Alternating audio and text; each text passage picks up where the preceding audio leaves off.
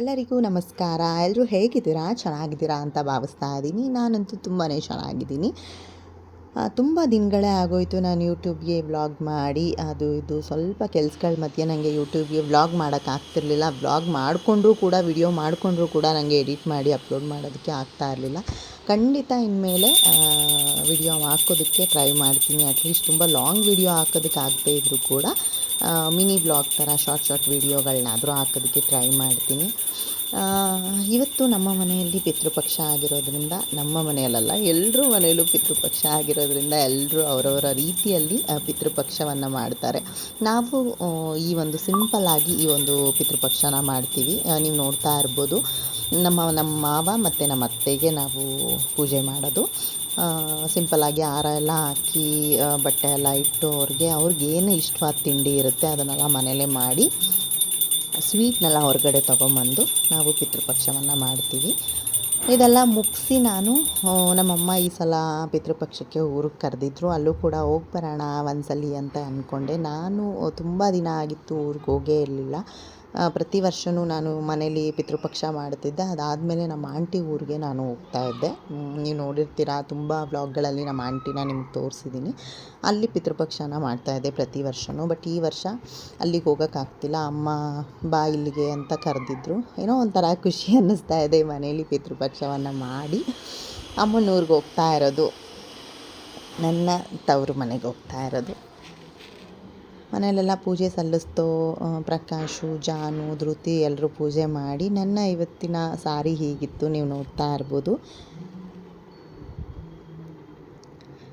ನನಗಂತೂ ತುಂಬಾ ಇಷ್ಟ ಆಯಿತು, ಚೆನ್ನಾಗಿ ಅನ್ನಿಸ್ತಿತ್ತು. ನಾನು ಧೃತಿ ಕೇಳ್ತಿದ್ದೆ ಸಿಂಗಲ್ ಪಿನ್ ಮಾಡಲಾ, ಇದು ಮಾಡ್ಕೊಳ್ಳ ಅಂತ. ಅವಳಿಲ್ಲ ಇದೇ ಚೆನ್ನಾಗಿದೆ ಅಂತ ಹೇಳ್ತಾ ಇದ್ಲು.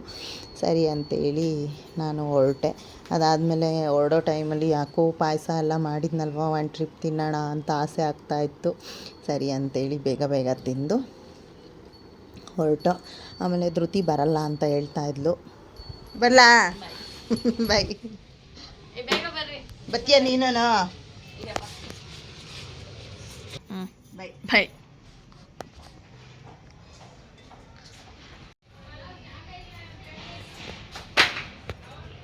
ಬೇಗ ಬರ್ರಿ. ಬೈ. ಅವಳನ್ನ ಬಿಟ್ಟೋಗೋದು ಸ್ವಲ್ಪ ಬೇಜಾರಾಗ್ತಾ ಇತ್ತು. ಆದರೆ ಅವಳು ಬರಲ್ಲ ಅಂತ ಹೇಳಿದ್ಲು. ಯಾಕಂದರೆ ಅವಳಿಗೆ ಎಕ್ಸಾಮ್ ಇದೆ, ಹಾಗಾಗಿ ನಾನು ಬರಲ್ಲ, ನೀವು ಲೇಟ್ ಆಗಿಬಿಡುತ್ತೆ ಬರೋದು, ನನಗೆ ಟಯರ್ಡ್ನೆಸ್ ಆಗುತ್ತೆ ಅಂತೇಳಿ ಬರಲ್ಲ ಅಂತ ಹೇಳಿದ್ಲು.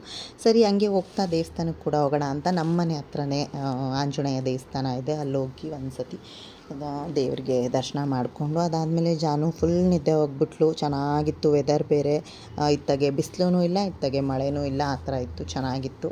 ಸರಿ ಅಂತೇಳಿ ಹೋದೋ.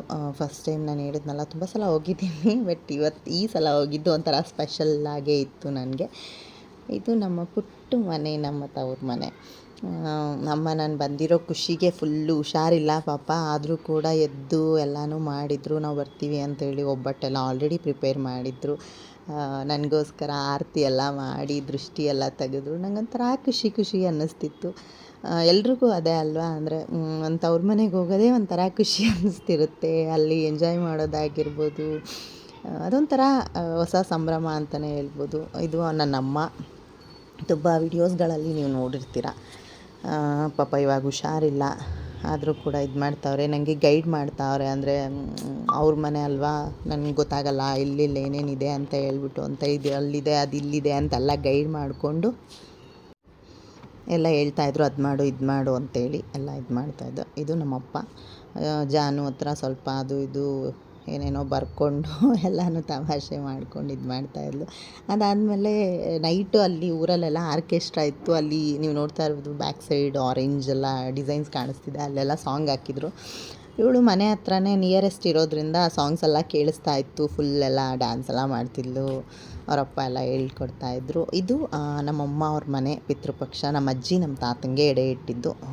ಅಲ್ಲೂ ಅಷ್ಟೇ ಮಾಮೂಲಿ ಅವರು ಕಳಸ ಇಡ್ತಾರೆ, ನಾವು ಇಲ್ಲಿ ಹೆಂಗೆ ಫೋಟೋ ಇಡ್ತೀವಿ ಅವರೆಲ್ಲ ಕಳಸ ಇಡ್ತಾರೆ. ಎಲ್ಲ ಫೈನಲಿ ಎಲ್ಲ ಊಟಕ್ಕೆ ಬಂದರು. ಊಟದಿಂದ ಎಲ್ಲ ಹೋದಾದ್ಮೇಲೆ ಸರಿ ಪ್ರಕಾಶ್ ಕೂಡ ಊಟ ಮಾಡಲಿ ಅಂತೇಳಿ ಊಟ ಹಾಕ್ಕೊಟ್ಟೆ. ಕೀಳಾಗಿ ಕಂಡವರ ಮುಂದೆ ಅರಸನಾಗಿ ಬಾಳುವಂತೆ ಮಾಡು ಭಗವಂತ. Thank you so much.